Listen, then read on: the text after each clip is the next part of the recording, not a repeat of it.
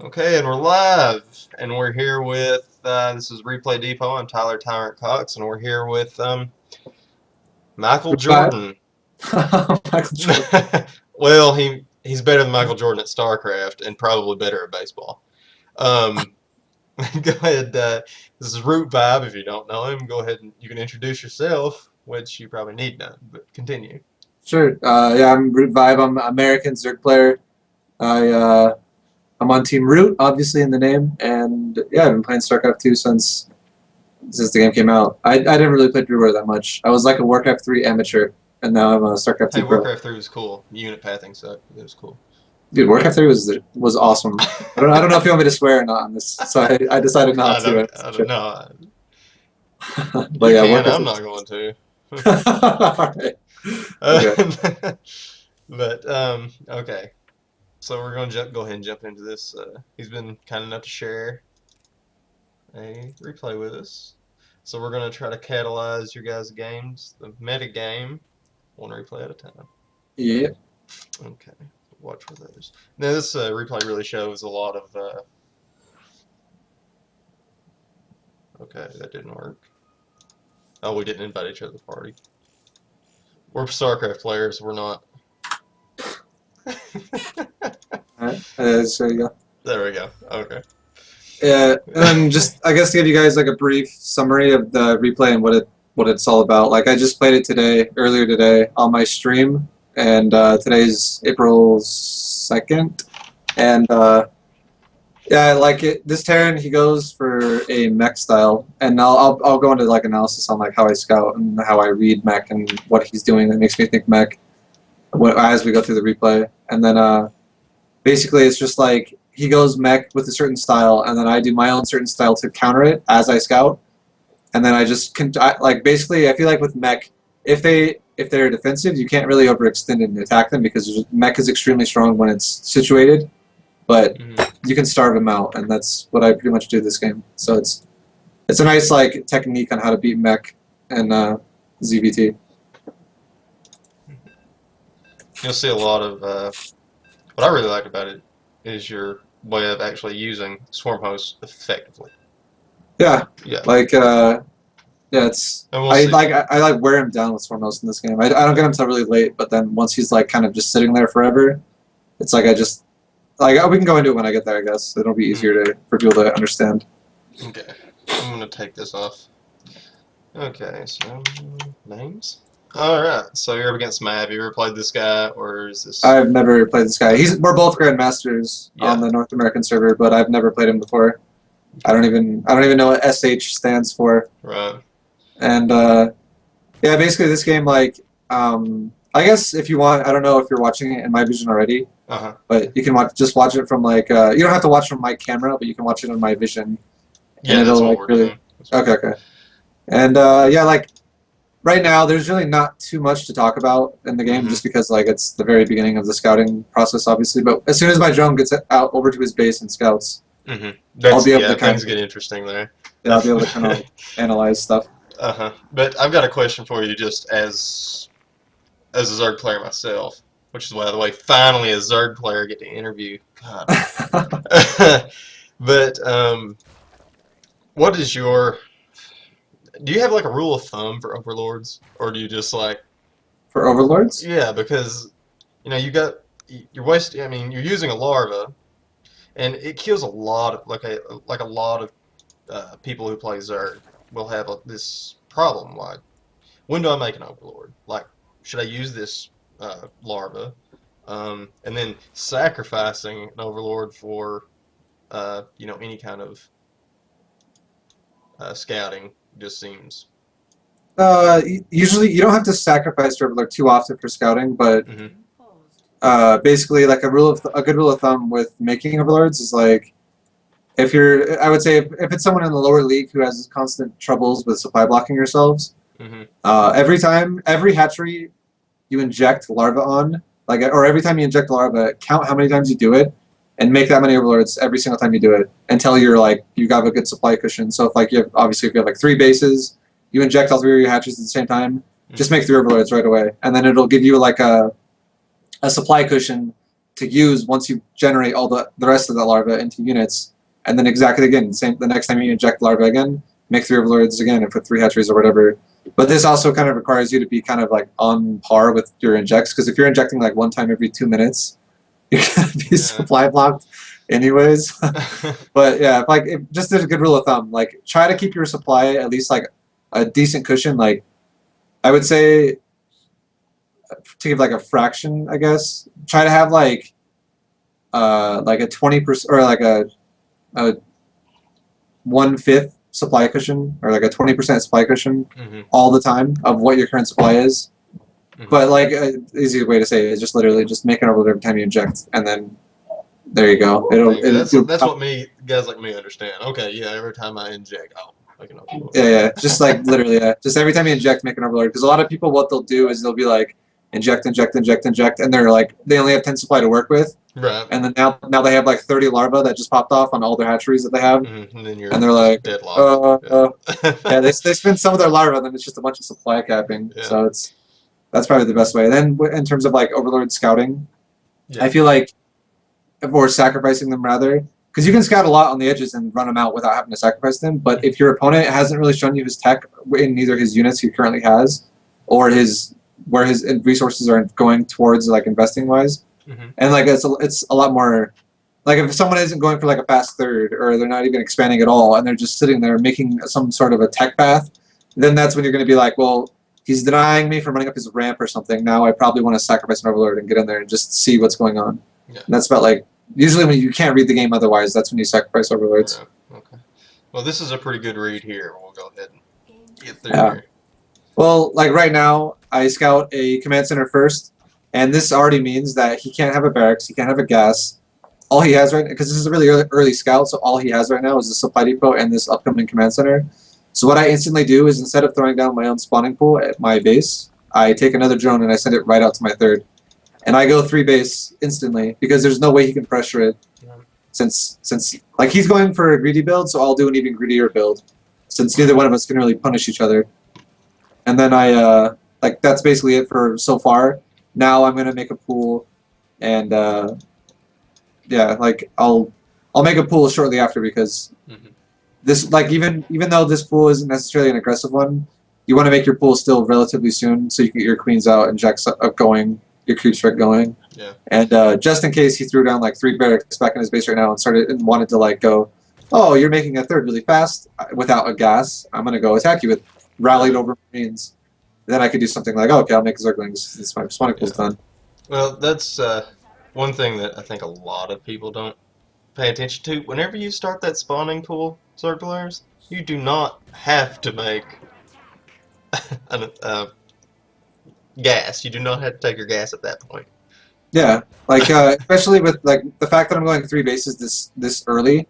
I will take it eventually, but I don't really want to take it right away, because it's going to cut into my economy a little bit, and the sooner I start mining gas, the slower I'm going to be able to constantly be making my drones. Right. So this is okay. This is actually off that subject. What I wanted to do right now is my overlord in his main. I wanted to scout and see, are you taking gas? That's why I sacrificed this overlord, because I wanted to see if this was going to be a fast 2 base into aggression, or if it was going to be an extremely greedy build. And I saw, oh, he's making a 3rd command center, because he actually locked me out of his main. That's why I sacrificed this overlord. Well, the drone couldn't get in. And my response to this now is I'm going to instantly take a 4th hatchery. Right. I'm just going to be even greedier again. Right. And now it's a 4 base zerg at 5.5 minutes. It's extremely fast. And now instead of actually instead of doing inject larva, now that I took a 4th hatchery, that is going to be a lot of minerals investment. What I'm going to do now is I'm actually going to throw down creep timbers first instead of actually injecting, since I wouldn't be able to spend the larva anyways. And I'm also I'm making more queens and stuff. And right about now, or soon, is going to be around the time that I'm going to actually throw down my gases. It's probably around like 40 to 50 supply in that range. Okay. So I can actually transition into attack, because I also saw him taking his gas, so I want to start getting my gas as well. Right. I don't want to just have like mineral-only mass hellions running through my base, like drones trying to run around and not die all day. Yeah, that's pretty much it for right now. Yeah, you can see I'm taking my gases right now at like around 44. Yeah. They're coming, we promise, people. Oh, there they are. Okay. And I only take two. I don't have to take a ton of gas right now. Like, you don't have to just throw down all your gases at once because there's really no need for it. Like, we're both doing mineral heavy builds at the moment. I still don't know if he's going to go into bio or if he's going to go into mech. He hasn't shown me that. Right. But what I am going to do is I am going to throw down a roach torrent because there is a chance that he could make a Reaper, obviously. But it seems like the time for Reaper is kind of gone. Like it, unless you want to just make one and scout my base with it, it seems kind of pointless now. Right. So I'm kind of expecting him to go straight into Hellions now. So what I'm doing is I'm actually making a roach torrent really early here. Yeah. And I'm going to use this roach warren. I'm not going to actually tech the layer first. I'm going to use this roach warren since my base is so spread out at this point. Since I have 4 bases, I'm going to make roaches first, and then after I make my roaches, then I'm going to tech my layer, and that's how I'm going to spin my gas at this point. You look at the production tab. And you just notice he still does not have speed. How about that, guys? Yeah. Yeah. Like if I was going to go for a link style, I would have made speed a lot earlier if like pressure is natural or something, but. I feel like since I'm being really greedy, and I'm going to be fighting him off creep most likely, I don't feel like Zerglings would be the best response right now. Because he also might not even be going Hellions, he might be going Widow Mines. Right. And he might do like a Marine Widow Mine push, you never know. And if he's doing like a Marine Widow Mine push and he sets up Widow Mines in a good spot with his Marines like pushing forward, he could honestly deny my 4th with like smart positioning. But I feel like if I go Roaches, there's nothing you can do really other than like a Mass Marauder push. But then I also have Queen. So. Well, he also had delayed barracks, so I don't know how much that would affect now. But well, the fact that I took a 4th base really quick, it kind of the timing goes away again. Yeah. And this is a big thing too. I'm getting aggressive here, and I didn't see any Hellions pushing across the map.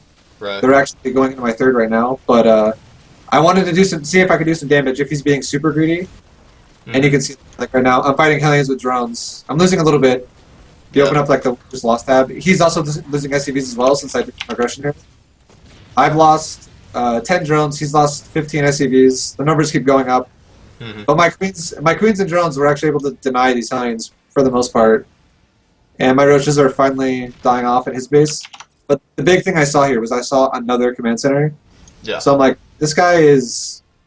He's extremely greedy, so I don't really have to make a lot of units right now. I can, like if you look at the production tab right now, instead of making more units to defend like an upcoming all-in, I'm just remaking drones, and I'm saturating my bases extremely hard here. And if you go to the income tab, as soon as those drones pop out, now I have 72 versus his 39. So I have a huge economy lead, and it's still rising. It went up to 74, and now actually going back to Roach. So I have 4 fully saturated bases basically. That's about the best thing you can ask for at this point. Yeah. And it's all. I saw 4 command centers. That's the reason why I made this many drones. And like I'm like reading what he's doing, and I'm trying to do good responses. I'm not just blindly making drones and be like, oh, let's hope this works. I need money. Yeah, man. Yeah.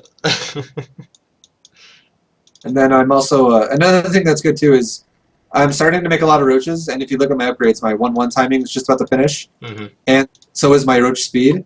So I have a nice thing here for upgraded roaches to try and break him again a little bit and see how well this goes.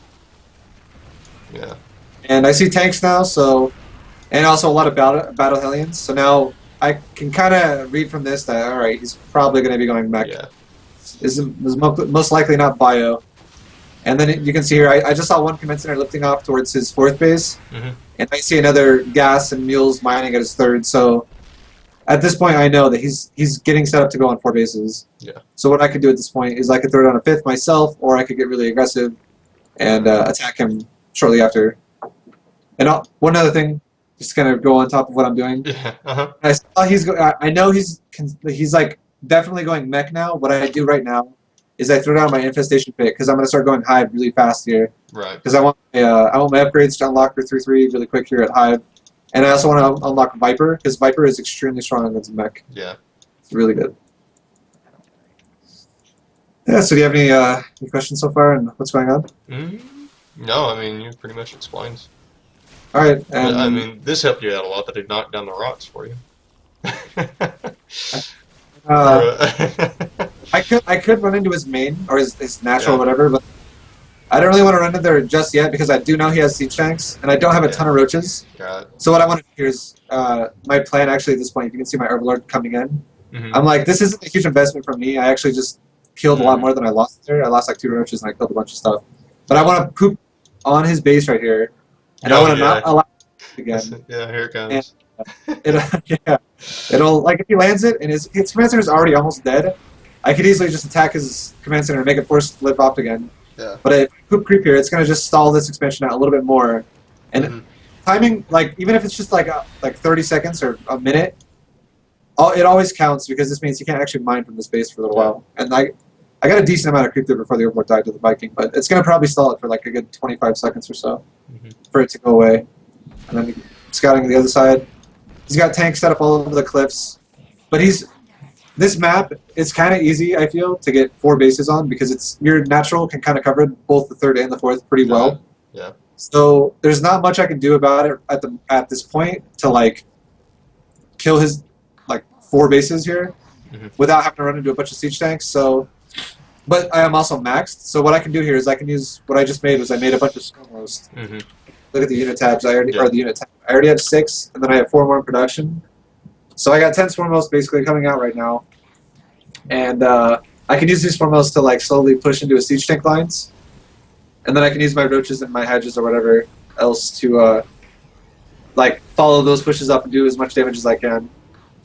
Okay, I want to back up for just a second since we were talking about Overlords earlier. Let's see if I can find this. Just in the production tab.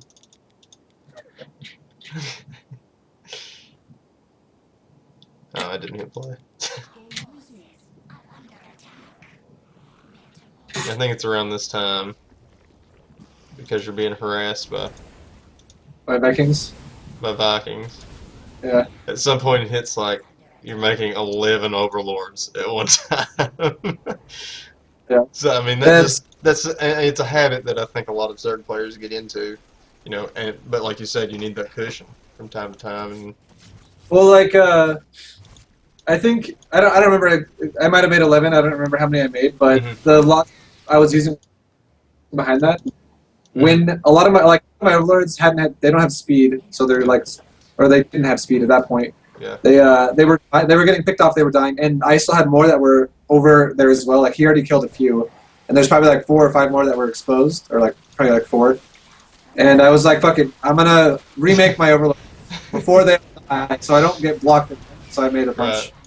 And here you see 3 command centers. This guy's extremely easy. He's basically just trying to make a bunch of command centers so he can throw away all his SCVs and turn them all into mules. Yeah. Like he just only wants to have SCVs on gas and mules on minerals, so he can have as much of a maxed out mech army as he possibly can. And I actually just killed all 4 of those command centers over his 4th. So that's really huge by me. I only lost a few roaches to do that. And then if you look at the production tab, I'm not actually remaxing in roach. I'm remaxing in more Swarmhost.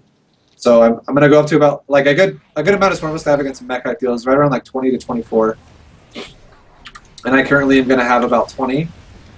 And I like every time his tanks are fighting my locust. Like a few of them are gonna die. Like right there. Right. Yeah. I just killed like 3 tanks and a few battle hands. I think I lost 1 Swarmhost. Or I lost 2 actually, and that's a good trade for me because that's just a straight up good trade economy or resource wise. You do a and lot then of Swarmhost macro. I feel like in this. Yeah, like moving them around is always a good idea. Like right there again, I'm thinking he might be pushing me because his army hasn't attacked me at his 3rd yet. But now I see, but the locust already out. But the locusts that are going out right now, the logic behind that was he might just be going to attack me now, like do some timing with mech, and this locust wave is just going to slow down again, and you can see I'm actually going to kill another tank right now that's kind of rallied. And that's just a tank again. And even a battle hellion dies before those all go out. And one thing, too, you can see right now, where he's attacking my 4th, one really important thing against Tyrant, if you go for like a Roach Hydra style, or it's important always, but it's even more important with a Roach Hydra Swarmhost style, is you need static defense. Right. And you can see at my 4th, I have static defense there. You can see at my 3rd, on the other side, I have static defense. Even at my natural, I have static defense. My main doesn't have any. That's kind of a mistake by me. I should have honestly built some because he could easily just jump around the south side and go to my main. So that's a little bit of a mistake, but since he is going mech and not bio, it's less likely for him to drop me because he'll probably be going fast. big globs of pushes. But yeah, static defense is really important. Then you can see here too, I'm actually going for his 4th again with Hydras and trying to kill the command center. And my Swarmos are picking up tanks and Hellions again at his natural area. And I'm just going to keep letting them go, because he doesn't have enough tanks at this current point to kill all the Locusts before they do damage. So I'm just letting them sit here and let them keep going. Right. Just keep killing tanks. It's too bad they only have so many shells. They don't have so many shells. Yeah, right? Like they have to, like... But yeah, like right there, I just weakened 2 more tanks and I killed 3 more Hellions. Yeah, And then I also killed his 4th right there with the Hydra, so that's a good trade. For every 50 locusts you lose, he loses 2 tanks. Yeah, and it costs. Yeah. And he has a ton of tanks now sieged up on the high ground that like these locusts aren't really going to do anything at this point anymore. Like right. it's established well enough, but what, as you can see, hold on, in the units tab, if you look at the how many Vipers I currently have 8 Vipers. So what I'm going to do now is I'm not going to move these locusts or these Swarmos until I see him pushing out of his base, because then I'll have to back up so he doesn't scan me and kill them all. Because I am still getting a couple shots left every time, even though it's not doing a lot. But what I'm going to do, what my plan here is there's actually a Thor harassing me. I'm going to have to kill that. What my plan's going to be is I'm gonna swarm in with a bunch of locusts in a second here, and I'm going to blinding cloud as many siege tank piles as I can, and then I'm going to send in Hydras behind that, and I'm going to do as much damage as I can until these locusts are gone, and then I'll pull back with my Vipers and Hydras, and I'll wait for the next wave of locusts and do it again, and then do it again. And I also built evolution chambers to build a map. Yeah, I was going to ask you about that. These evolution chambers, these have to be for the Vipers. Yeah, it's just a cheap way to recharge your energy. Right. And like right now, I have a bunch of energy saved up now, and with the next wave of Locust, I should be going in and doing this blinding cloud Hydra attack. And in most cases, I feel like this will kill the Tyrant. Yeah. He actually does the Hellion Woodbye, so my plan kind of gets delayed for a second here. Hydras, even though they're light armor and Hellions do bonus damage versus light, especially with Blue Flame, the fact that they're rich, they still stand up to Hellions pretty well. And I just battled down there, and I instantly just remaxed. And then now with this wave here, I should be going in. You can see my Hydra count's a little bit low this time, which is kind of hurts my attack a little bit, but the idea is still good. I still got a bunch of blinding clouds off on his tanks. Now he's just losing. He's going to be losing units for free here. Right. Like I haven't even really lost any supply yet. I've lost 10 supply, and that's like 5 Hydras. And then now I'm trying to pull his Thors back to prevent him from having more anti-air. Those last 2 grips were kind of crappy, but barely need them. Like these locusts need to know what they're doing. Do you ever find yourself like, okay, you've got 6 Vipers, do you just say, get over here, get over here, get over here? Like Those Thors until my next Hydra wave caught up, or my next Locust wave spawned. But yeah, it is kind of weird, or it's odd to micro Vipers by being like grip them once and then grip them max distance after the first grip. That's a little odd sometimes. Because you have to like away, and then sometimes you'll move too far and you have to move in a bit back towards them again to grip them. And then you're timed because they're still running away from you and stuff. Yeah. But yeah, like I keep doing the same thing. I keep going for that blinding cloud Hydra Swarmless push. But this time he actually has a ton of Vikings. He does, like the first time I did it, he only had about 4 Vikings. This time he had 10. So all my Vipers just died. So I'm like, okay. Right now what I should do is I should stop overcommitting and trying to like push into him. I'll just let my Locusts keep pushing it because they're free. But what I should really do right at this point is I should prevent him from just taking a 5th base.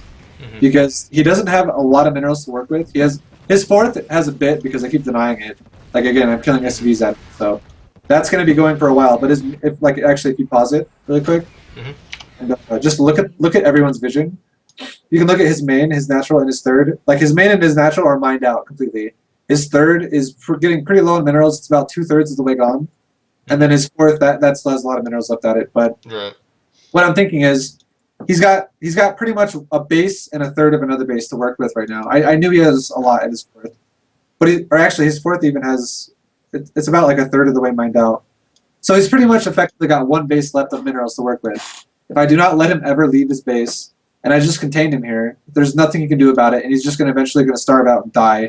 Especially with the fact that I'm trading his minerals for my Locust, because I'm not actually losing my Swarmhost. They keep sending it wave after wave after wave, and I'm getting free kills here. So he's slowly running out of money. So we can play again. Okay. basically the concept is I don't want to overextend myself and lose my army and let him take a fourth. I just want to keep starving him out and slowly killing him, and then eventually he's gonna have to push out, so he can try to take another base to get more money at. And if he does that, then I can kill him. Like when he exposes himself, rather than when he's like dug into his natural with all these tanks. So that's basically like the concept here: is do not overextend, or else you're just gonna throw the game away. Here's where it comes. Open up the development tab. You got 7 right now. Oh, there it is. 11 overlords. Yeah, he's got a killing overlords right now, Yeah. and then my supply actually went down to 124 right there. Maybe right now, like my supply is 182, and I still have 4 left in production. So yeah, now I'm making 8 more. So my is killing all my overlords. And then I actually caught the Vikings up here with my Hydras. This is really nice. Killed a few of them. Meanwhile, if you look at his 4th, my Locusts are still streaming in every single time on cooldown into his 4th. Actually, I switched it up this time. I went to his natural this time.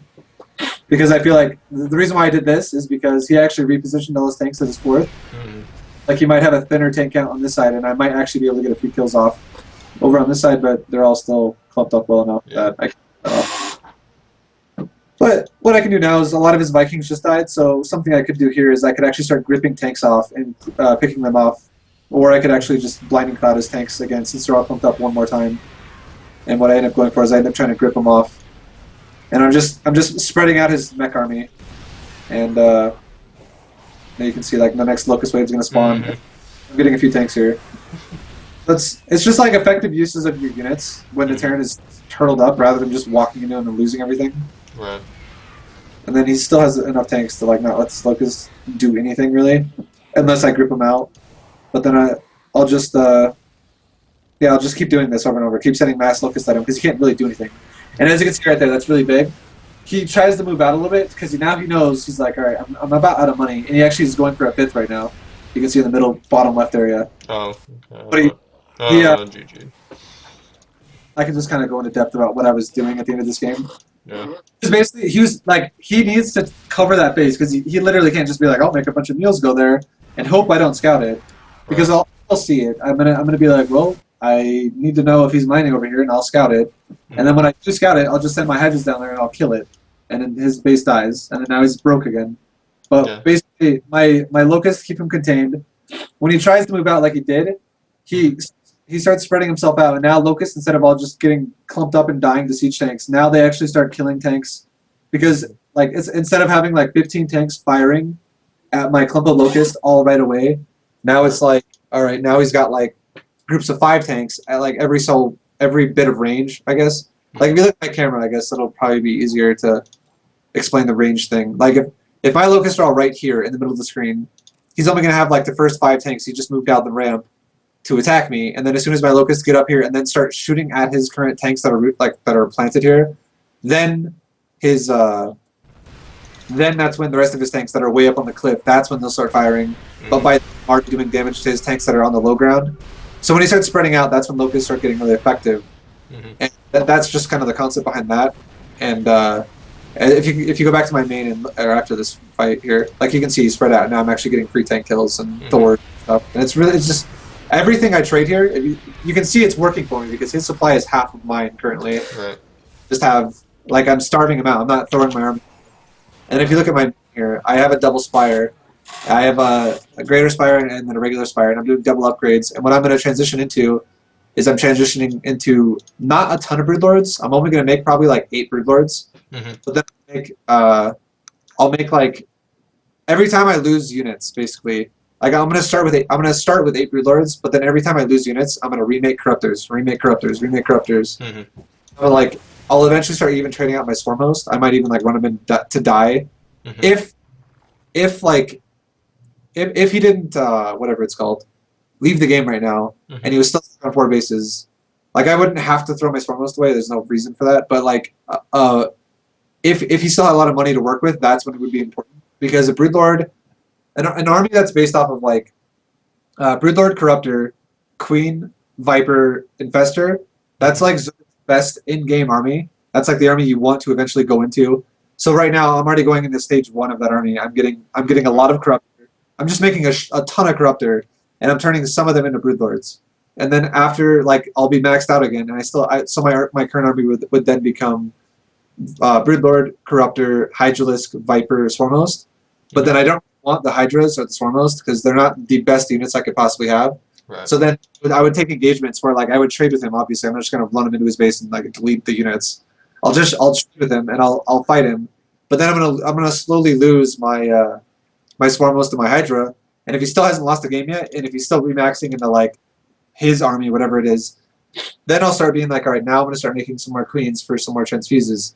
Now I'm gonna start making some more infester, and then I could be like, now I might make a few more broodlords, and then remax out with a few more corruptors. And so my army would be like 15 broodlords, like 6 vipers, probably like 15 or like 14 to 15 infestors, 8 queens, and then all the rest of my supplies in corruptor, which would be a remaining like 30 corruptor or like 25 corruptor, and that ideally is like a perfect army you want to have. And then to make that even better, to like top it all off, I guess, with your 8 queens that you have or so, like around 8 queens that you have, you can use queens creep spread forward, and you can see my creep is already at his base, so I already have that accomplished. Yeah. But I can keep my creep up there, and I could throw down like a bunch of spines, and then every drone I spin to do that, I could just remax in drones and put them back where I took them off. Like, if I were to like, you look at the top right of the map, or the middle right, I guess, my 3rd and like my 5th base, I could literally grab every drone that's there, and that's 27 drones. I could go throw down, out of 27 drones, I could throw down like 13 spore crawlers and 14 spine crawlers and be like, done, and remake drones, just put them up half and half, back on my 3rd and 5th again, and I have a bunch of static defense to like kind of position my broodlords at, because broodlords aren't the fastest units. Like, if he somehow gets a position where like a fight where he can chase me, if I fall back into a big static defense line, he can't chase me anymore, because that's a lot of damage he's going to be running into, and it's a nice staging area for my units to fight at. Because also, not only does static defense do a lot of damage, it also absorbs damage, because if he just attack moves me into my static defense line, his units are not going to be attacking static defense things. It's kind of similar to like Tyrants making bunkers. Like, they just absorb damage, and they like, static defense also does damage. I don't have to put supply in there. I don't have to put like Zerg things on a spine collar to do damage or anything like that. So it's a really good idea, and I easily have the bank for it. Like, as you can see, I have over 1,000 minerals of gas easily. So I can easily afford that. And then, and also the fact that I'm maxed out right now, I'm just gonna keep banking more and more and more, and I have the whole map controlled. So it's just like a good logic or a good mindset to have. If your idea is to not ever let your opponent move out of their base, literally throw down a bunch of static defense in front of their base and make a perfect supreme army to hold them in there, and they can't do anything. They'll have to run into your army and fight you, and if they do that, they're going to be running into an army that they're going to lose to, so the game is over, basically. Yeah. So I think it's logic to have you're doing something like this. Yeah. All right. Yeah, that was a great game, and I think a lot of people will learn from that. And I thank you for coming on. Thank you for being here, and thank you all for watching. If we get together next time, you're buying the enchilada. Yeah. But no, I appreciate it. You know, good luck and have fun. I hope you win some, because I was totally rooting for you in China. Yeah. I want you to get, you're doing good. But good luck and have fun. And everybody wants to win a tournament. Right, yeah, right. Yeah. Yeah, you say tournament. That's been that like, you could count that as a real tournament, because like it is a LAN tournament. It does have like prestigious, but like it's only a certain amount of people get to be there. It's not like anyone can be like, it's not based off like Korea, Europe, whatever. It's not like the best in the world are all there. It's just like the best in one region. So it did feel good to win that, but definitely like I want to win something really big. That would feel, and it already felt amazing to win the other one. So I'm like, I want that again. It's really cool.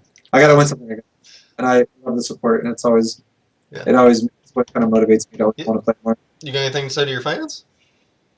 Yeah, just thanks for supporting Root. Thanks for supporting me, and I hope anyone who has been following me since like the beginning hasn't been like, oh, he's on that team now, I don't like him anymore. Like, I hope that's never been the case. And Right. I hope at the very least that anyone who supports me, like even if they didn't support the team before that I was on, now they do. Is Hmm. if that's what how people kind of view me, I think that's fucking awesome. Hmm. And I just want to keep. I'll be around for a long time, and I hope I can keep supporting everyone with good content and Good. good games. And yeah, just keep supporting me, and I'll keep being here for you guys. All right, that sounds great. Again, thanks guys for watching. Long live esports, long live Blizzard, long live ViBE, and of course, long live you. Yeah. Oh, I guess one thing too. I can shout out my Twitter out. There's at root Oh, vibe. oh yeah, I'll put that at the bottom of the, Okay, sweet. or just send me your Twitter stuff. We'll put that right in. All right, Okay, cool. we'll just go.